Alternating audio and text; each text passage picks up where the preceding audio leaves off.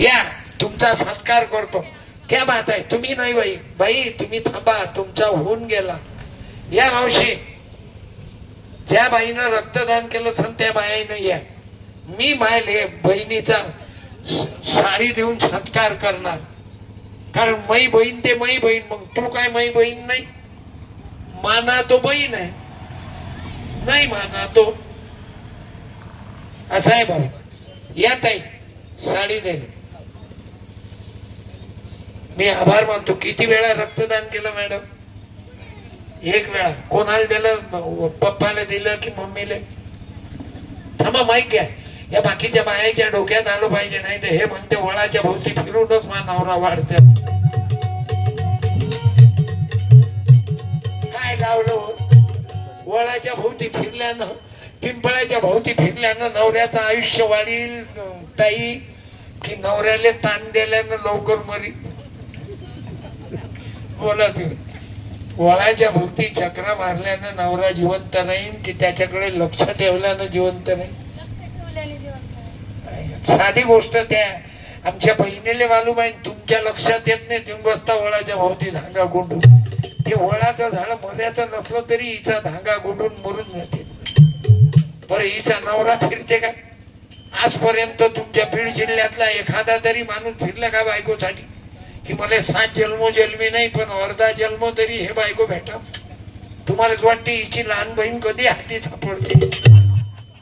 इतके बुवाने आपण. म्हणून लक्षात घ्या, मी माझ्या बहिणीला धन्यवाद देतो. रक्तदान केलं तुम्ही. आणि तुम्ही ताई किती वेळा? तुमचं 2दा बरोबर आहे. आरोग्य.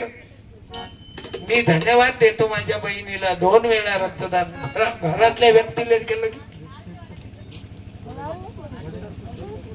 आर्मी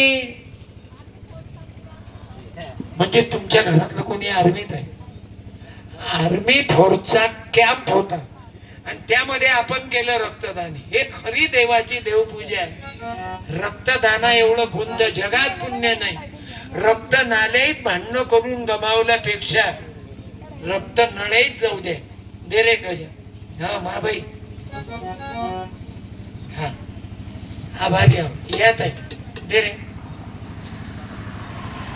धन्यवाद महाबाई. 2 वेळा मला आनंद झाला. तुम्ही याच गावात नाही काय, पण शहरात राहता तुम्ही. तो विचार सांगते ना, खेड्यातली बाई 2 वेळा रक्तदान करीन म्हणजे आत्महत्या करायचा टाइम आहे. हा विचार. आणि हा तुम्ही शिकलेले. या शिक्षणानं बदलवलं. म्हणून बाबासाहेब ते मांडायचे, दरवाजे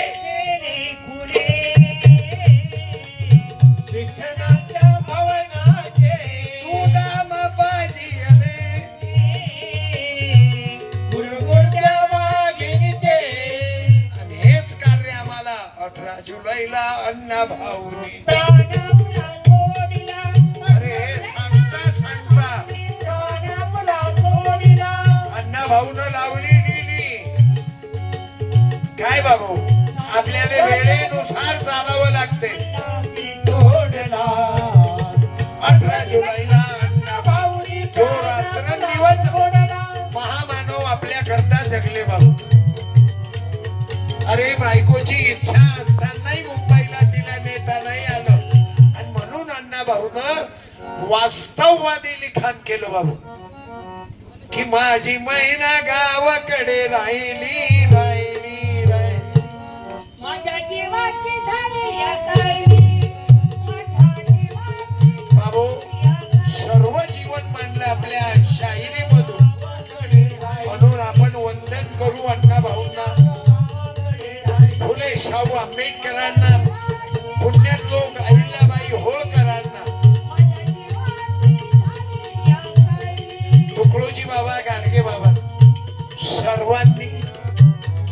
मी परत माझ्या आयोजकांना नाव नाही घेत. मी नाव घेतलं म्हणजे पुढल्या वर्षी जयंती होणार नाही. लोक म्हणतील नावच घेतलं. वर्गणी अवघेन दिली, नावच नाही घेतलं आमचं त्यात. म्हणून नावासाठी हा कार्यक्रम नाही. सर्व गावकरी मंडळी आणि अण्णाभाऊ साठे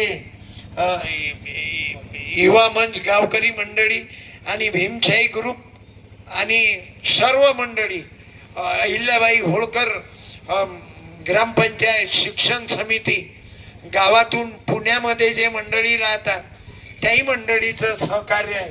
आणि पूर्ण असाच दरवर्षी कार्यक्रम, लोक कमी आले तर चालतील पण विचाराची जयंती साजरी करा, कारण विचाराशिवाय पर्याय नाही. नाही तर दोन पोरी नाचवल्या, कारण आजकाल नाचणं वाईट नाही, गौतमी पाटील सुंदर कलाकार आहे, नाचणं वाईट नाही, परंतु त्याच्या मागचा विचार हा शुद्ध सात्विक असावा, जनहिताचा असावा, नाचण्यामागचा उद्देश. म्हणून मी तुम्हा मायबापांना, माझ्या भावांना, बहिणींना, माझ्या कलाकारांना, माझे ड्रायव्हर आहेत, मी त्यांनाही धन्यवाद देतो की मला तुम्हा मायबापाचं सहकार्य आहे. या मोबाईलच्या युगात तुम्ही बाया माणसं बिना मोबाईलचे बसले, वावा उपकार केले. मी जरी 900 किलोमीटरचा प्रवास करून आलो, उद्या माझा कार्यक्रम गाडगे बाबाच्या पुण्य मंदिरावर कार्यक्रम आहे, दुपारी 2 वाजता. एकट्याचं भाषण आहे. ते जे आश्रमाचे संचालक होते ना देशमुख, ते मरण पावले गाडगे बाबाचे, आणि त्यांच्या श्रद्धांजलीच्या कार्यक्रमाचा मी अध्यक्ष उद्या अमरावतीला गाडगे बाबा समाधी मंदिरात. म्हणून मला परत अमरावतीला जाणं आहे. कीर्तन नाही माझं, ते मरण पावले. गाडगे बाबाचं काम करायचे पूर्ण जीवन त्यानं तेरवी केली नाही. त्यानं राख टाकल्यानंतर ते राख शेतामध्ये टाकली पण नदीत टाकली नाही, आणि जीवनभर देशमुख साहेबांनी गाडगे बाबाचं काम केलं. एवढा मोठा देशमुख माणूस पण रात्रंदिवस महाराजाचं काम केलं, गाडगे बाबाच्या विचाराचं. असे आपण फुले शाहू आंबेडकरांचा विचार घेऊन चालू. हे जे समाजामध्ये तुकडे तुकडे करणं सुरू आहे, याच्यापासून, या आग लावणारा पासून वाचू आपण. आणि आग विझवणारा आपलं नाव आलं पाहिजे एवढा विचार करा. पुन्हा वालवड गावातील मायबापांना आणि रेखोरी गाव, चांदे खुर्द, चांदे बुजुर्ग नाही का बे मग, हा मग ते बुजुर्ग खुर्द. आणि ज्या गावाचे नाव येत नाही ते गाव, ज्यानं बाहेर गावून बायकोले आणलं त्यानं एक वेळा या, तो सत्कार घेतो आणि मग कीर्तन बंद करतो.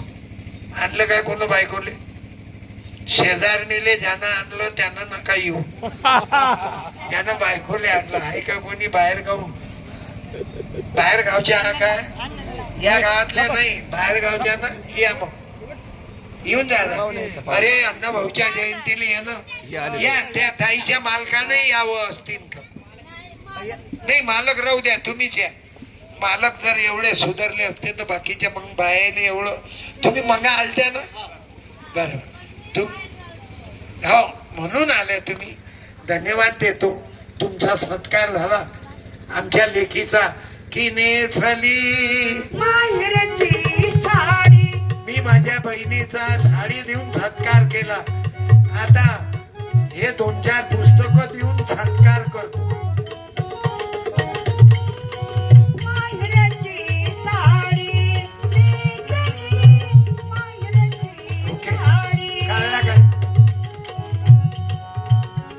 बोलो भारत माता की.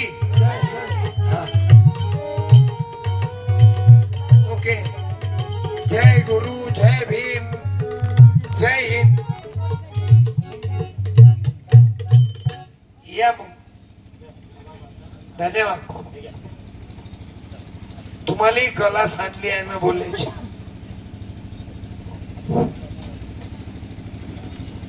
धन्यवाद महाराज. साहित्यरत्न लोकशाहीर अण्णाभाऊ साठे युवा मंच,